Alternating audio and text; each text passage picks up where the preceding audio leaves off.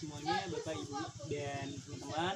Perkenalkan, saya Muhammad Tani Pratama, mahasiswa semester akhir di Universitas Andalas. Nah, di sini saya ingin memberikan informasi tentang pertanian padi organik, terutama yang saya angkat yaitu di Kecamatan Batangan. Alasannya karena petani merupakan sentral produksi dari padi organik yang ada di Sumatera Barat, dan juga RMU dari pengolahan padi organik sendiri itu hanya ada di sini saja gitu, di Nagari Kasang, Kecamatan Batangan, Kabupaten Padang Pariaman.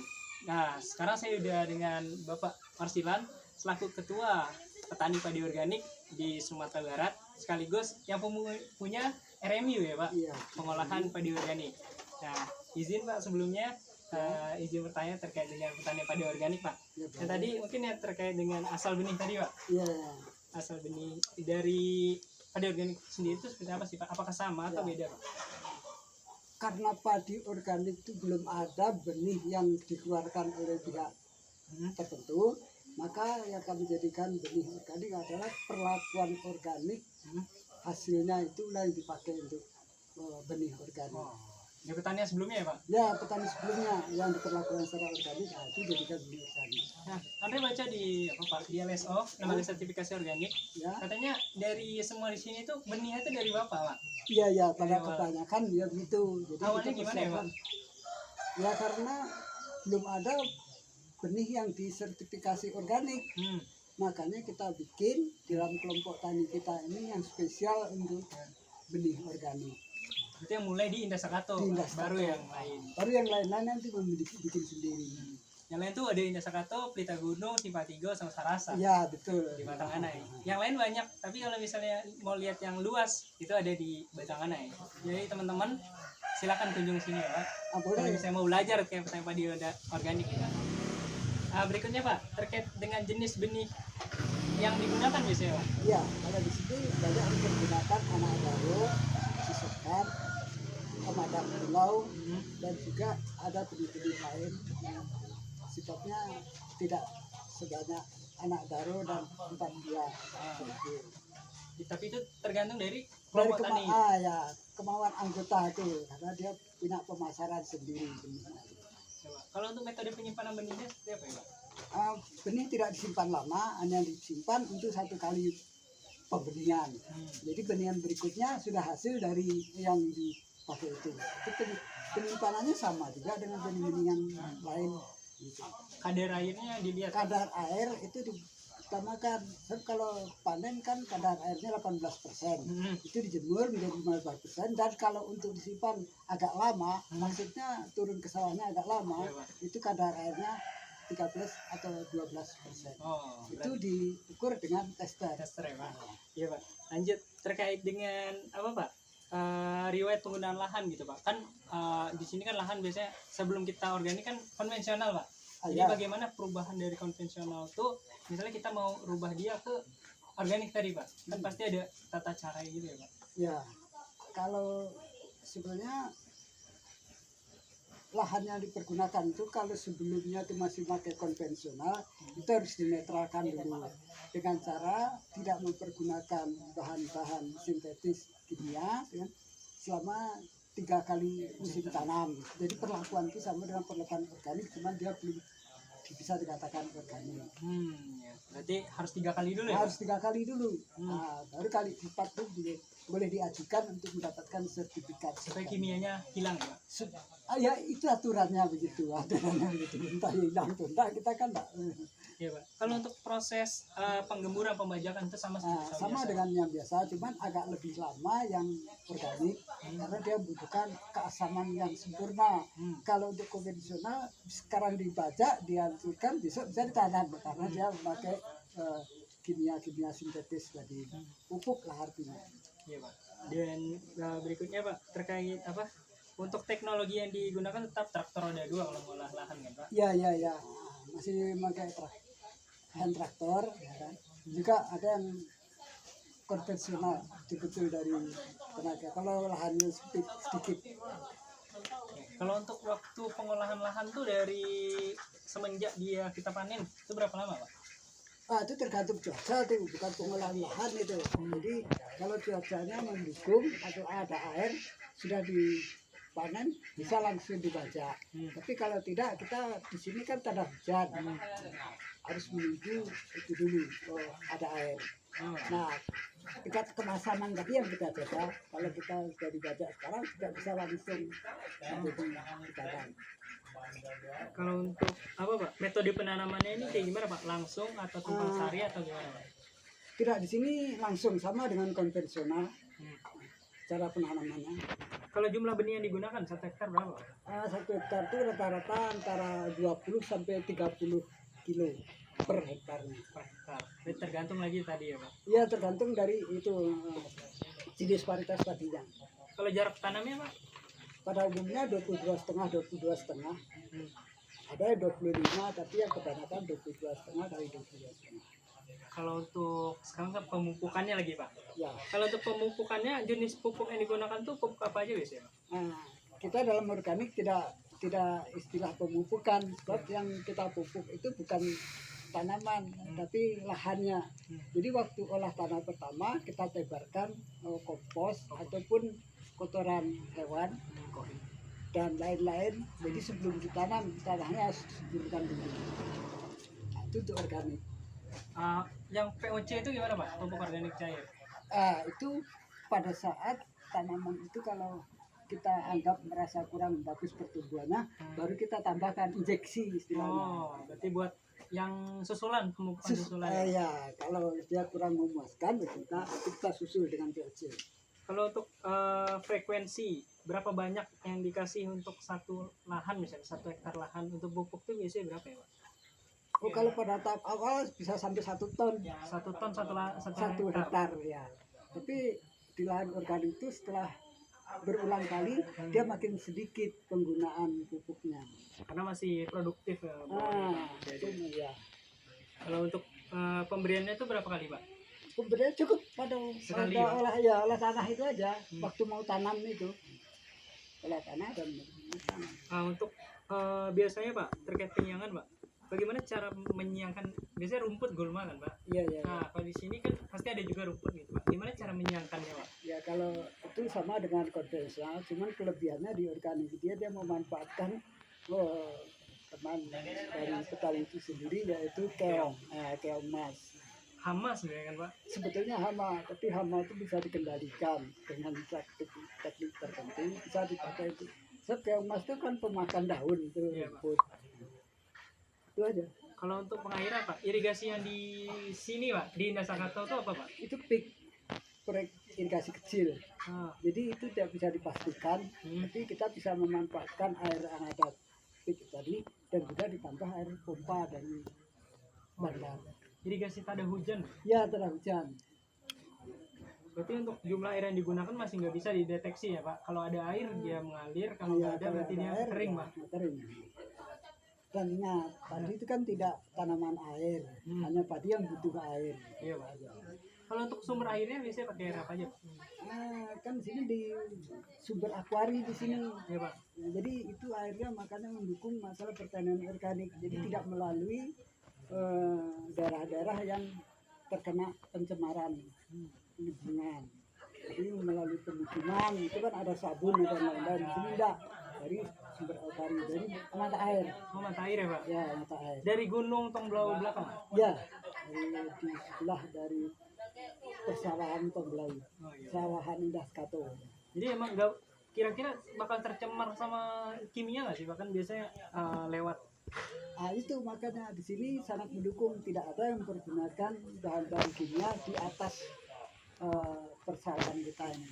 Berarti untuk tidak melalui pemukiman, tidak melalui lahan-lahan yang diperlakukan secara konvensional. Kalau mau buat nih Pak, sedangkan yang lain masih kimia, itu apakah ada tumbuhan yang bisa makan dia zat kimia itu atau gimana Pak? Ya ada.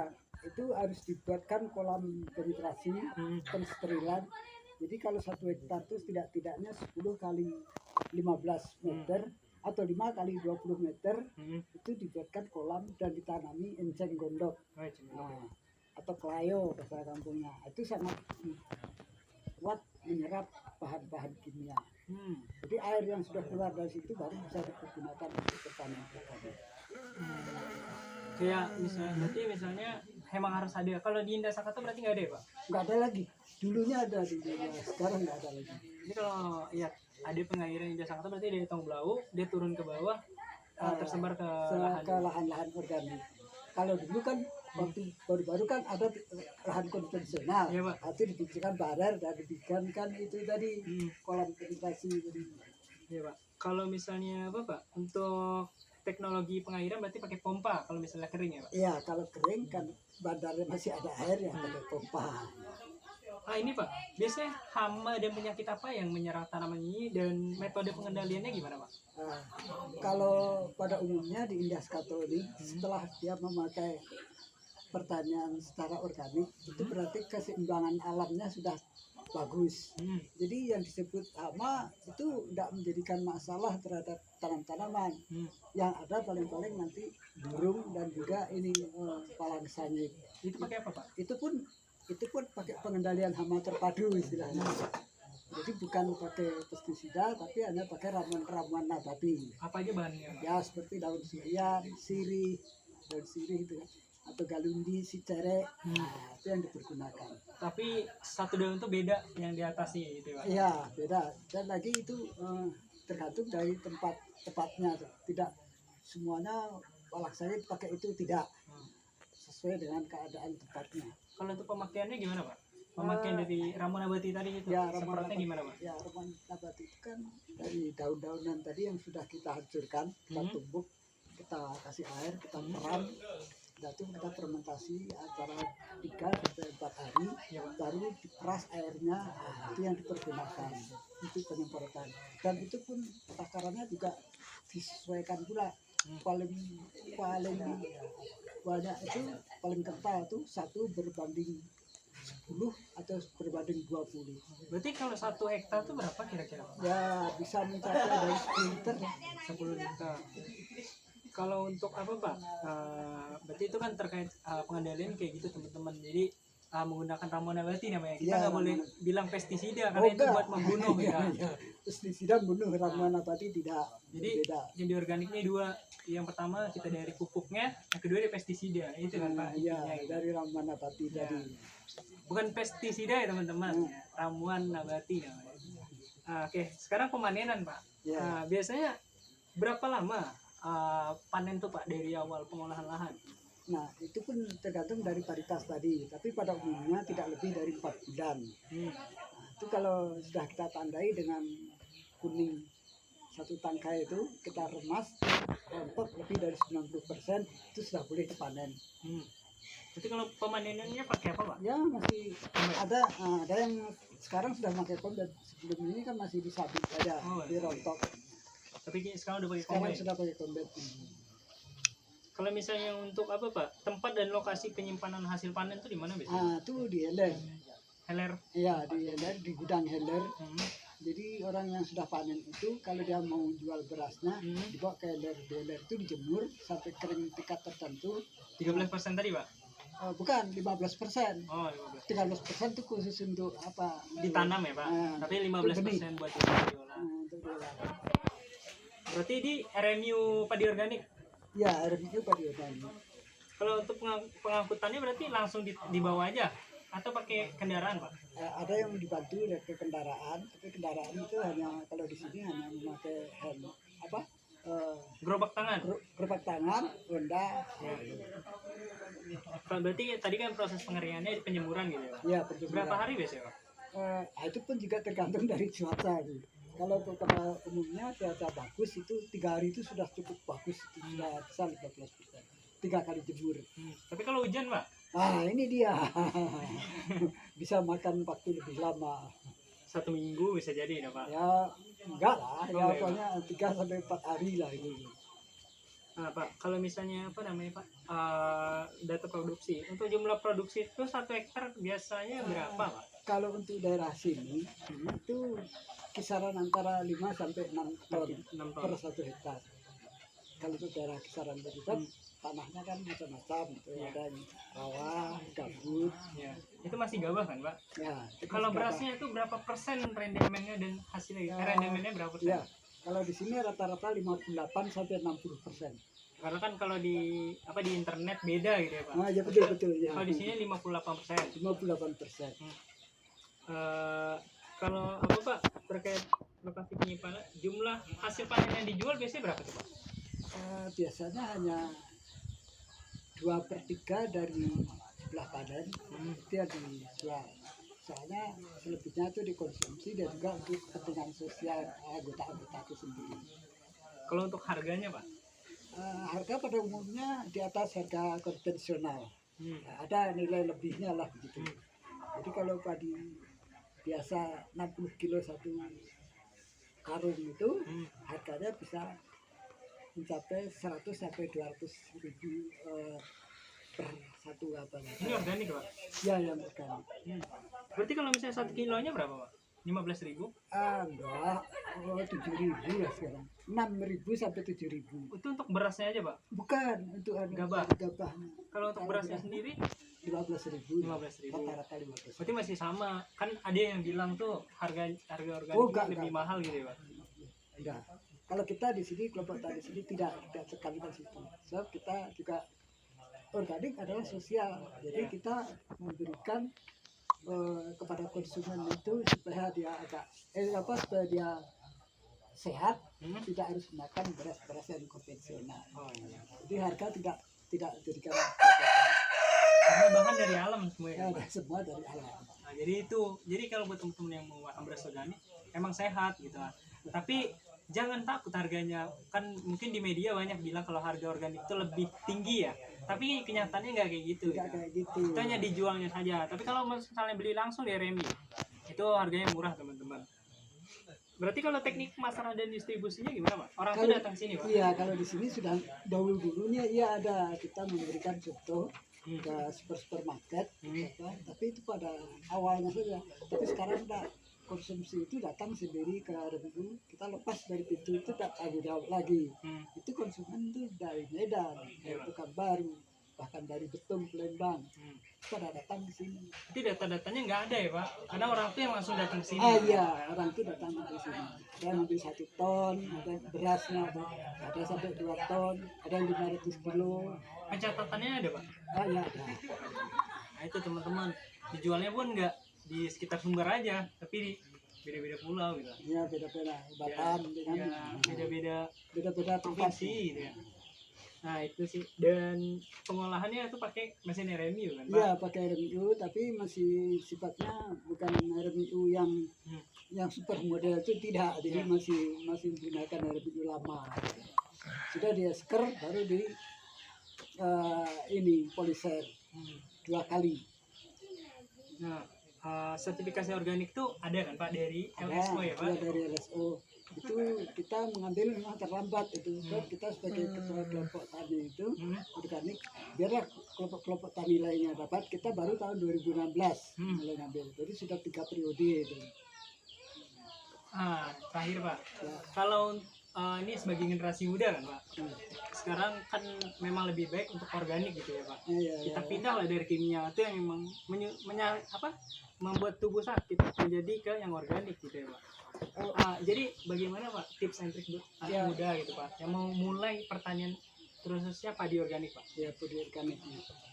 Sebetulnya kalau kita mau berorganik itu jiwa didulukan. Organik bukan bahan sintetis yang dimasukkan ke dalam, tapi memang bahan dari alami. Setiap bahan alami, kalau orang sekarang menyebut herba dan lain-lain sebagainya, itu di organik lah itu asal mulanya. Makanya dimulai dulu dari sayuran, buah-buahan, tanpa harus mempergunakan bahan kimia sintetis. Itu akan lebih menjamin kesehatan yang memakannya. Berarti sekarang bagusnya untuk dari konvensional kita pindah ke organik. Prosesnya kan tidak begitu susah, hanya kalau jiwa kita sudah organik baru lebih mudah. Tapi kalau kita tidak punya ilmu untuk organik, akan terus ke organik, itu kita dibayang-bayangi dengan produk-produk yang mendukung pertanian secara konvensional. Berarti organik ini jiwa dari si petani. Jiwa dari petani itu sendiri, bukan tekniknya. teknik tuh mudah seperti balik telapak tangan, cuman jiwanya diorganikan. Ya, Itulah. mungkin itu Pak Nah, pertanyaan buat jadi itu buat teman-teman terkait dengan proses budidaya padi organik. Tadi udah dijelaskan semuanya dari proses lahan sampai ke proses produksi. Nah, Pemasaran. ya sampai distribusi pemasaran, tadi. ya. Distribusinya. Jadi orang tuh enggak kita catat, susah dicatatnya, tapi orang tuh datang ke sini dia beli gitu. Jadi kalau buat teman-teman yang memang ada keluhan terkait beras organik, mungkin bisa ditanya ke Bapak langsung gitu ya. Ya, bisa. Ataupun gimana, atau mau belajar terkait padi organik gitu. Ya, Mungkin boleh. bisa datang ke Korong Kasai Nagari Kasang Kecamatan Batangane. Nah, di sini kita belajar bareng-bareng terkait padi organik.